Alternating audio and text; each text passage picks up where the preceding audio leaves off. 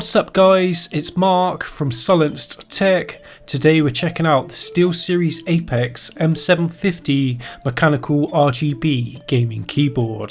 SteelSeries have priced the M750 at $118 US and $125.99 UK pounds. So while it's certainly not cheap, it's a little cheaper than some of the other RGB mechanical keyboards on the market from the likes of Corsair and Razer.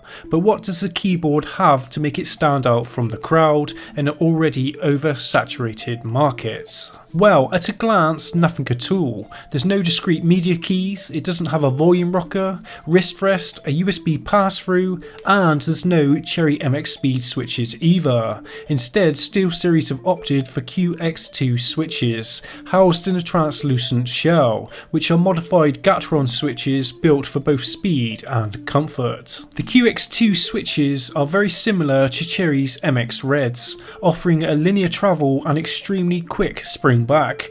The overall typing experience is in fact really good, and I couldn't notice much difference using them while typing or gaming over a Cherry switch. That was until I used the spacebar, backspace and enter keys. They have an extremely cheap, rattly, hollow sound and feel, rather disappointing considering the overall asking price.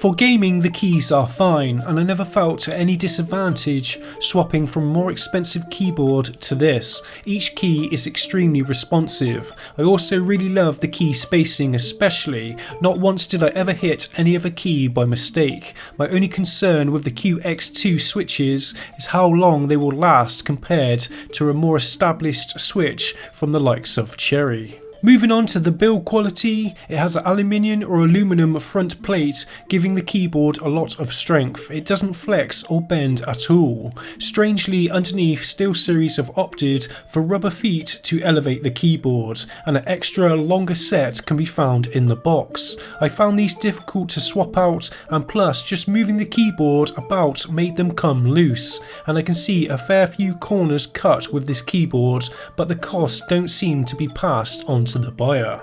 With all those issues aside, I don't think anyone can deny how good the keyboard looks. It's also a lot more compact compared to a lot of other full-sized keyboards at 17.5 inches across.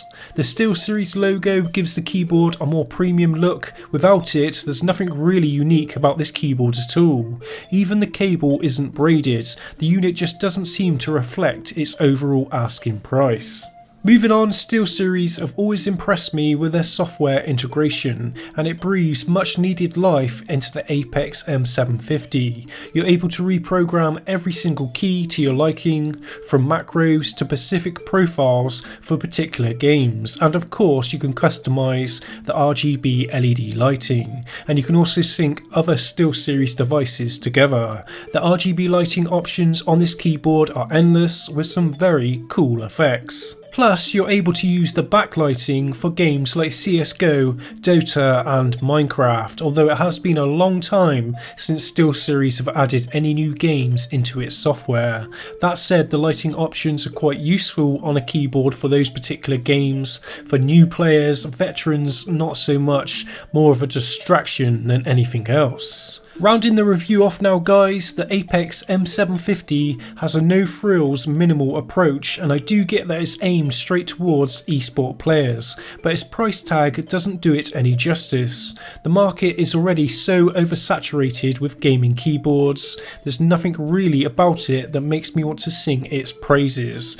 It's a good keyboard nevertheless, it's just something about it doesn't really stand out to me as like, wow, I absolutely love this keyboard, and it should for the price. Anyway guys, I hope you've enjoyed the review. My name's Mark from Silenced Tech. Goodbye.